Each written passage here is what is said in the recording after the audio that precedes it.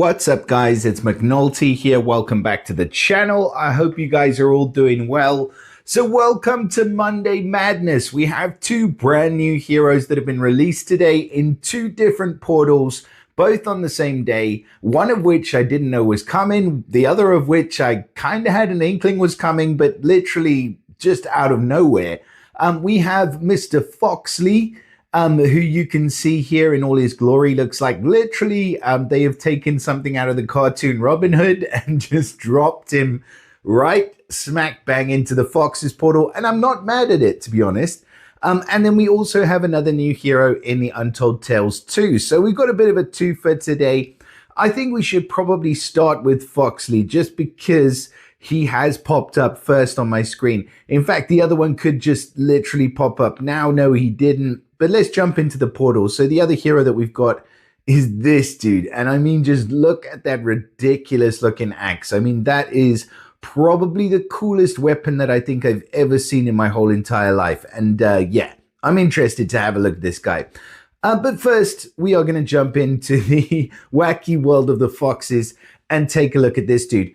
And he is actually featured in the Covenant Summon, which is a really good portal because he's featured alongside some absolute G's. You've got Dimmer in here, you've got Sludgus in here, Hrothgar, the amazing Fergus, who they are definitely pushing the marketing on at the moment, and the incredible Shadow Fang. Like, all really, really excellent heroes featured in here, and a decent 1.6% chance. So yeah, it's a good portal. That being said, though, I've not been the hugest fan of the Foxes since release. So hopefully Foxy's got something, or Foxley, sorry, has something up his sleeve. It's funny, like Robin of Locksley. This is like Fox of Foxley, Robin of Foxley. I don't know. There's something there. Anyways, so he is of the Ranger class. You can see he's got a bow and arrow, so that kind of makes sense. It's nice because it gives him the chance to bypass defensive buffs, including any counterattacks. So that is decent for him. The family bonus for the Fox's family. So this is where I think they fall down just a little bit. So they get a bonus from a single hero, well, one or two heroes. At the start of the battle, they summon a Sly Fox minion. So it's either one or two Sly Fox minions with 2% health and 100% attack. The Sly Fox minion gets an 80% chance to dodge incoming attacks. And when it dodges, it steals the latest dispellable buff from the attacker and gives it to its owner. So there's an 80% chance to dodge, so it's very, very hard to hit the hero, but the minion only has 2%. So when you do hit it, it's gone pretty much. Like, even if it's a single tile that goes into that minion, it is gone. So yeah, it's difficult to hit them, but it's not impossible. And when you do hit them, the minion disappears pretty much straight away. So, and that's the family bonus done. So then there's no more dodge, there's no more buff steal. You know, it's it. That's it. The passive, however, decreased healing, all enemies getting negative 50% healing. I think that is a really, really strong passive. I really love it. And it just reduces any healing that any enemies are trying to do. So it makes it that much easier for you to chop their team down. I mean, how many times have you got an entire team down to like half health, and then somebody like Vivica fires off, or Sludgus fires off, or whoever fires off, they heal them all right the way back up for another 50%. And that's the worst feeling in the world. If it was half of that, at least you would have another chance to come back at them. So that's what the Fox's family heroes do, and that's what they do really, really well. So I think that passive is excellent for them. Foxy gets the counterattack. Not my favorite ether talent, but he gets a 60% chance to counterattack, or sorry, 60% counterattack for the first 6 turns at the start of any battle. It's okay. As far as stats, 1174. So we are creeping up a little bit, just a little bit, I think, in terms of the power creep. So 1256 on attack, 1233 defense, 1889 health. Super balanced, incredible stats across the board. So, you know, there's nothing bad at all in terms of stats. And somebody actually posted something on a forum thread that I read literally 5 minutes before making this video, and I think it's super true. So they basically said there's two things that you analyze when you're looking at a hero. Number one is the hero's special skill, and number two is how relevant the hero's stats are. And that is it. So a hero could have an incredible special skill, but if they have stats of like 800, 900, they're completely useless. Or a hero could have incredible stats, but if they have a terrible special skill, then again, they're completely useless. So you're kind of looking for the balance between the two, but you can't have one without the other. So yeah, just thought I'd throw that in there. And I thought it was an incredible piece of advice. Whoever that was that shared it, absolutely spot on, mate. So Foxley's running at fast speed. His special's called Barbed Arrows. Of course it is. And he deals 375% damage to the target and nearby enemies. So a nice meaty hit 3 special. Then the target and nearby enemies receive lasting 250 bleed damage per turn. This lasting bleed damage effect lasts until it's cleansed, replaced, or removed. So that's 250 bleed damage per turn regardless. After 2 turns, the target and nearby enemies then get paralyzed for 1 turn. Paralysis. So paralyzed enemies can't attack or gain mana and receive 50% increased damage. Once paralyzed, the effect can't be cleansed. Bosses, Titans, and Mythic Titans are not affected by this status effect. It's a bit disappointing that they're not. Honestly, I think it would be fine if they were. But Small Giant have seen fit to make it that they aren't. But anyways, this is a cool hero. Just on that last point, in terms of the paralysis, so the paralyzed bit comes in after 2 turns, then they get paralyzed for 1 turn. So they only get a single turn of this, but for that single turn, they get 50% increased damage. So that is kind of the main bit of this. And it's kind of the bit that you want to capitalize on. If it was paralysis for a longer period of time, then obviously there would be other areas that you may want to capitalize on. But it's really about you want to trigger your maximum damage hit when that paralysis goes off. So they're going to get the damage up front. They're going to get 375% damage to the target nearby. They're going to get the bleed damage. So the target nearby are going to get 250 bleed damage per turn. But then after 2 turns, that paralysis kicks in and that gives an extra 50% increased damage. So you want to just literally hammer things home with this dude. So what do I think about Foxley? I think he's awesome. Like, I really think he is a straightforward, like, massive hitter.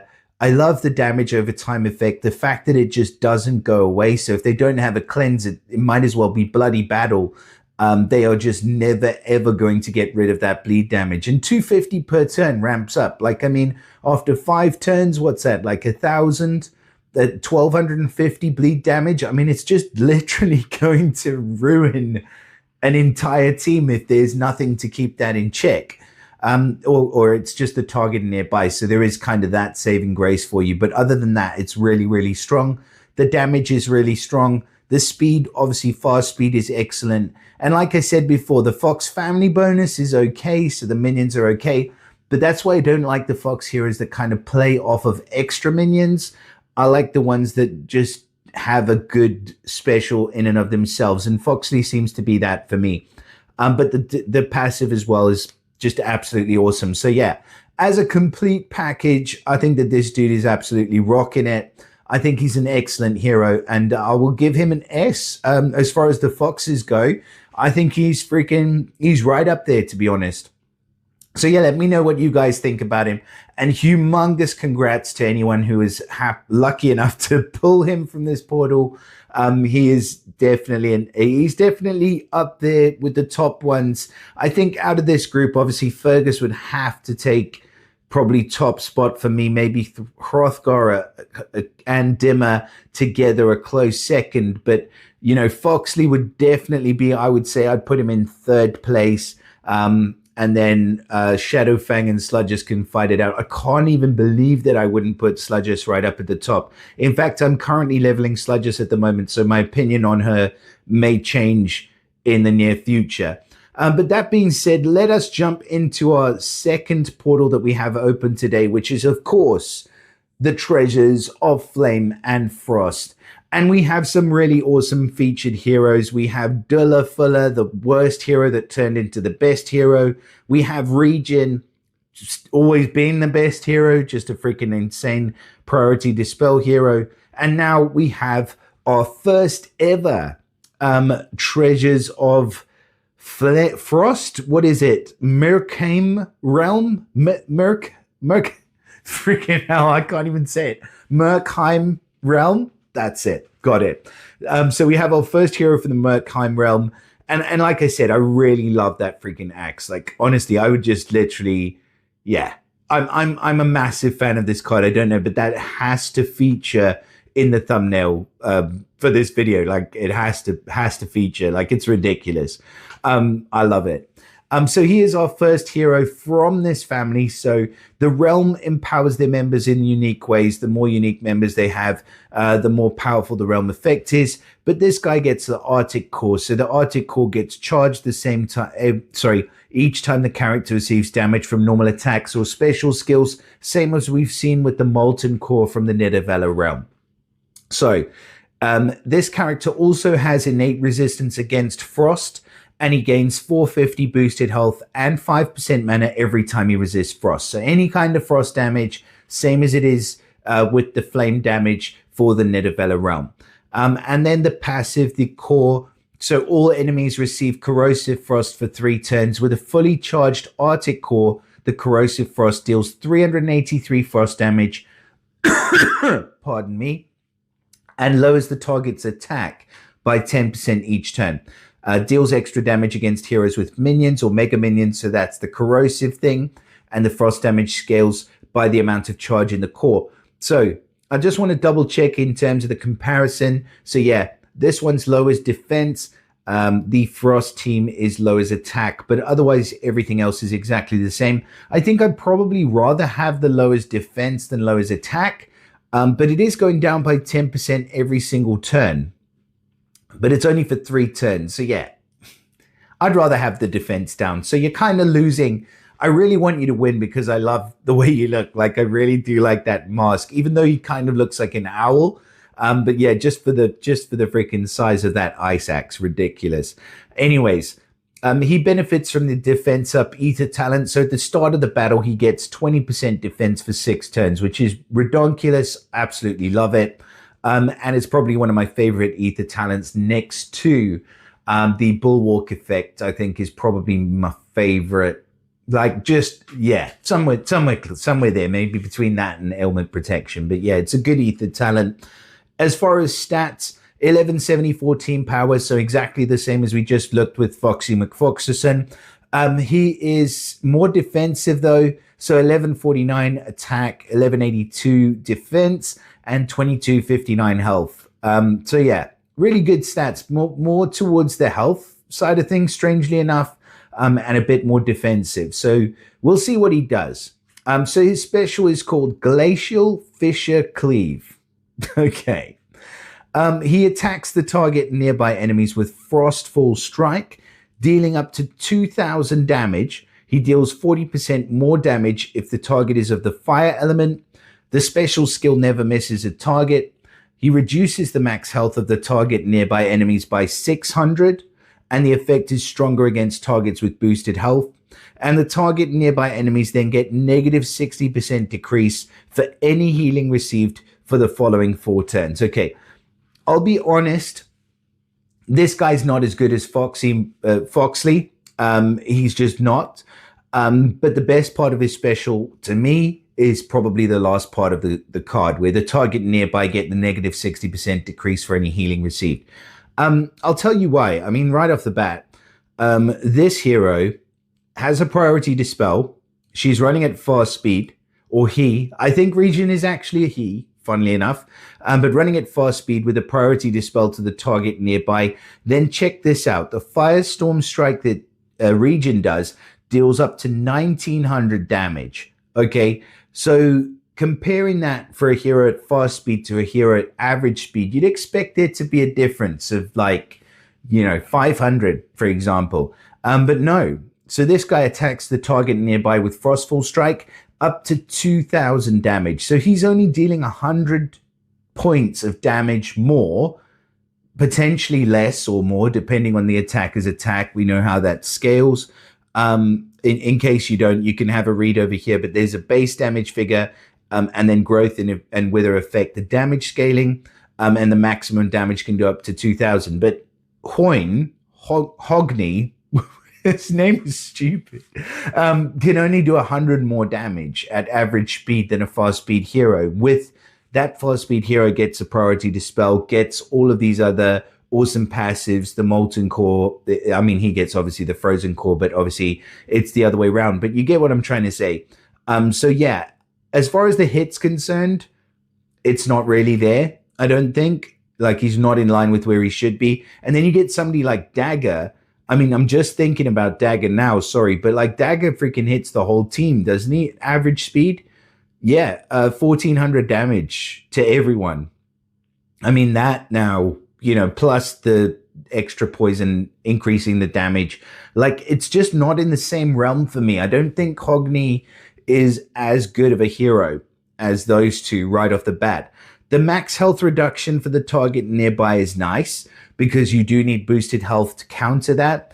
And then, like I said, the strongest bit will be the negative 60% decrease for any healing received. So you take this guy, you target the healer, you then make it so that the healer cannot really function properly for the next 4 turns. And 4 turns is a decent amount of time, a decent enough amount of time for you to be able to capitalize on that effect. So yeah, he's a good hero, but unfortunately, as far as the heroes that we're getting released into this portal at the moment, I don't think that he is going to be the one that, that should be carrying that freaking humongous axe, put it that way. Like, look at that thing. That thing should be a hit all. Like, you can't not hit all with the size of that freaking axe. But maybe he's just a really, really small dude, and that's why he can't hit quite as hard. I do not know. But as far as the clash of the titans that we have going on today, as far as which portal you should be summoning in today, I'm going to go out on a limb and I'm going to say, because the odds in here are only, I think, 1%, yeah, for the featured, I'd probably, play it safe unless you are doing off free coins and go with the Covenant summon, because even though the cost is higher, the heroes are definitely better. And the odds at 1.6% for a featured are definitely a lot better as well. So that's my thoughts on the 2 new heroes. Let me know what you guys think of Foxy McFoxerson and of the dude with the big axe, Hogne, that's featured in the portal. Please do drop us a like and subscribe to the channel. If you guys aren't subscribed already, obviously it'd be amazing. Want to try and push to get to 5,000 subscribers. That would be absolutely amazing. Maybe we can do it by like the summertime. Yeah, share it with your mother. And I'll see you guys again soon. Bye for now.